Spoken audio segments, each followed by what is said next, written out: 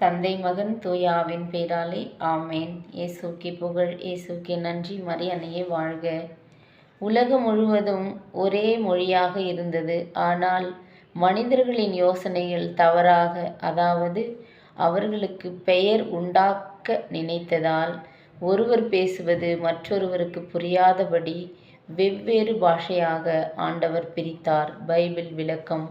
தொடக்க நூல் 11ஆம் அதிகாரம். இறை திருவார்த்தைகள் 1, 4, 7, 8 மற்றும் 9. பூமி எங்கும் ஒரே பாஷையும் ஒரே விதமான பேச்சும் இருந்தது. பின்னும் அவர்கள், நாம் பூமியின் மீதெங்கும் சிதறி போகாதபடிக்கு நமக்கு ஒரு நகரத்தையும் வானத்தை அளாவும் சிகரம் உள்ள ஒரு கோபுரத்தையும் கட்டி நமக்கு பேர் உண்டாக்க பண்ணுவோம் வாருங்கள் என்று சொல்லிக் கொண்டார்கள். நாம் இறங்கி போய் ஒருவர் பேசுவதை மற்றொருவர் அறியாதபடிக்கு அங்கே அவர்கள் பாஷையை தாறுமாறாக்குவோம் என்றார். அப்படியே கர்த்தர் அவர்களை அவ்விடத்திலிருந்து பூமியின் மீதெங்கும் சிதறி போக பண்ணினார். அப்பொழுது நகரம் கட்டுகிறதை விட்டுவிட்டார்கள்.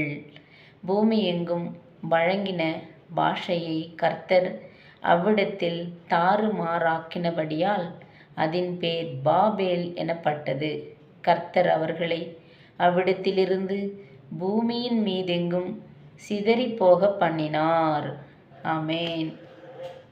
இப்பவும் கூட கடவுளை விட நாம் ஒரு படி மேலே இருக்குவோம் என்று நினைச்சாலே நாம் இதே மாதிரி தான். நம்மளுக்கும் ஒரே கதை தான். பைபிளில் இருக்கிற ஒவ்வொரு கதையும் உண்மை உள்ள கதை கிடையாது. இது பைபிள் ஃபுல்லுமே உண்மை.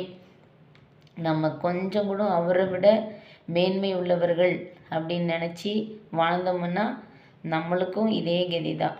எனவே நம்மளை படைத்த கடவுளுக்கு மட்டுமே முக்கியத்துவம் கொடுத்து அவரையே போற்றுவோம், அவரையே புகழுவோம், அவரையே மகிமைப்படுத்துவோம். ஆமேன். அல்லேலூயா. இயேசுக்கே புகழ், இயேசுக்கே நன்றி. மரியன்னையே வாழ்க.